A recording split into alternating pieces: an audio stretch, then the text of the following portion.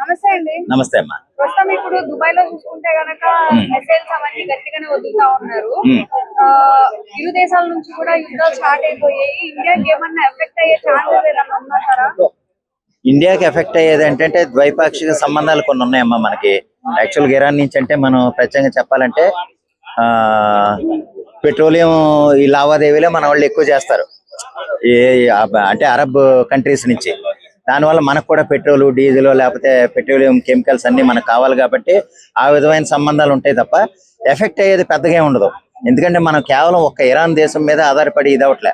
Kuwait ఉంది, లేకపోతే Abu Dhabi అంటే కేంద్రం అనుకోండి. పోనీ ఇలాగా మన అరబ్ ఎమిరేట్స్ దేశాలతో మన సంబంధాలు ఉన్నా ఇరాన్కి అయినంత మాత్రాన మనకేం ఇబ్బంది అవ్వదు. అయితే ఏంటంటే ఇబ్బంది ఎలా వచ్చింది, ఇక్కడ మన దేశ పౌరులుగా ఉన్న ముస్లింలు అక్కడ ఏదో ఇరాన్ ప్రధానమంత్రి చనిపోతే దానికి అక్కడ వాళ్ళు ఏదో సంబరాలు చేసుకుంటున్నారని మనం చేసుకోవాలనుకోవటం అయితే అది కరెక్ట్ కాదు అనుకుంటున్నాను. ఎందుకంటే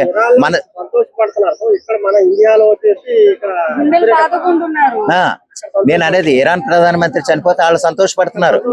ఓకే, ఎక్కడ ఎందుకు వ్యతిరేకత అంటే యాక్చువల్గా నేను అది వ్యతిరేకత సంబరాలు అనేది పక్కన పెట్టండి. అసలు మన దేశానికి సంబంధం ఏంటనేది మన దేశ పౌరులుగా ఉన్నప్పుడు మన దేశ పౌరులుగా ఉండండి. ఎందుకంటే మన దేశ సమస్యలే చాలా ఉన్నాయి. వాటి మీద పోరాడితే దానికి ఒక అర్థం ఉంటుంది తప్ప ఏదో మనం ఎక్కడో జరిగిపోతే దానికి కూడా మనం సంబరాలు చేసేసుకునేలాగుంటే ఇంకా ప్రతిదానికి దేనికి అర్థం ఉండదు. ఇంకా మన దేశంలో ఉన్న సమస్యల మీద మనోళ్ళు పోరాడితే దానికి ఒక ఉపయోగం ఉంటుంది తప్ప ఎక్కడో దేశంలో ఆ ప్రధానమంత్రి ఏదో వాళ్ళు చనిపోతే సంబరాలు చేసుకున్నారని మనం ఏదో ఆందోళన చేయటం లేదా కాశ్మీర్లో గొడవలు రేకెత్తించేలాగా చేయటం అనేది ఏదన్నా డైవర్షన్ పాలిటిక్స్ ఏమో నాకు తెలియదు. కానీ కొంచెం ప్రజలందరూ కూడా అంటే ముఖ్యంగా ముస్లింలు కూడా ఆలోచించి తగిన నిర్ణయాలు తీసుకుంటే మంచిదనేది నా ఉద్దేశం అండి. ఎక్కడెక్కడో దేశాలు వేరు దేశాల్లో జరిగినంత మాత్రాన అది మనకే సంబంధం అయిపోయినట్టు, మనకే ప్రాబ్లం అయిపోయినట్టు, మనకో సమస్య అయిపోయినట్టుగా మనం ఆందోళన చేయటం అనేది కరెక్ట్ కాదనేది నా ఉద్దేశం.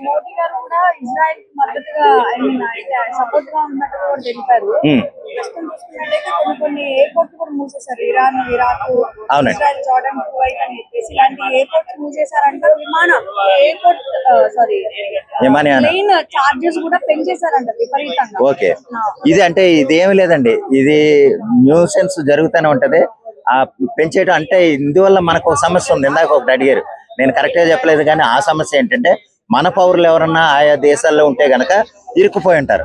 అక్కడ ఏదన్నా తీవ్రమైన ఈ యుద్ధ నిబంధనలు లేకపోతే రకరకాల ఆంక్షలు ఉంటే గనక మనం ఏదో పట్టుగూటి కోసం లేదా పని నిమిత్తం వెళ్ళి కూలి పనుల నిమిత్తం వెళ్ళిన అబాయకులు మాత్రం బలైపోతారు.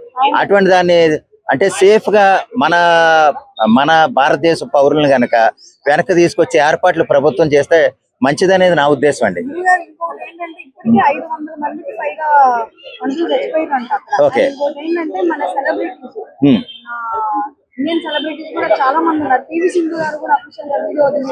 ఓకే, చూడలే.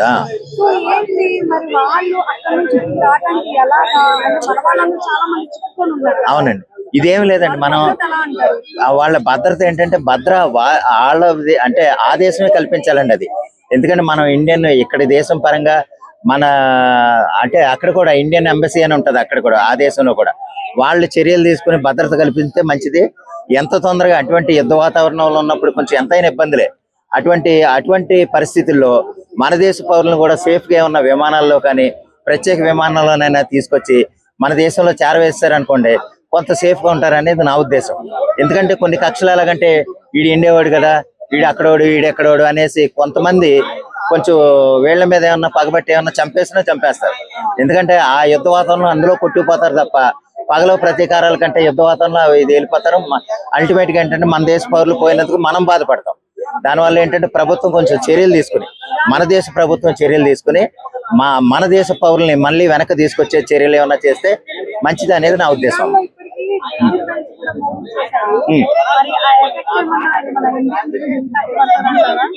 అంటే ఎఫెక్ట్ అంటే కాదండి, మన దేశ పౌరులను తీసుకొస్తే ఎఫెక్ట్ ఏం పడదు.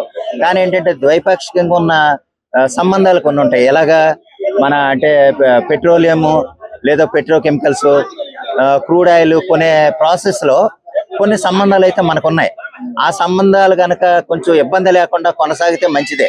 అంటే యుద్ధ వాతావరణం, ఆయన ఏదో ప్రధానమంత్రిగా చనిపోయారు, ఇంకో ప్రధానమంత్రి గారు వచ్చి అక్కడ ఆవేశాలను ఏమన్నా చల్లార్చేలాగా చేసి మళ్ళీ నార్మల్ స్థితికి తీసుకొచ్చారనుకోండి, యుద్ధం అంటే దేశం పరిస్థితి బాగుంటది, మన ద్వైపాక్షికంగా ఉన్న మన దేశ పరిస్థితులు బాగుంటాయి, ఆ దేశ పరిస్థితి కూడా బాగుంటది. అందువల్ల వెంటనే ఏదన్నా వేరే ప్రధానమంత్రి గారు వచ్చి దాన్ని కొంచెం నిలువరించే విధంగా చేయాలని నేను కోరుకుంటున్నాను.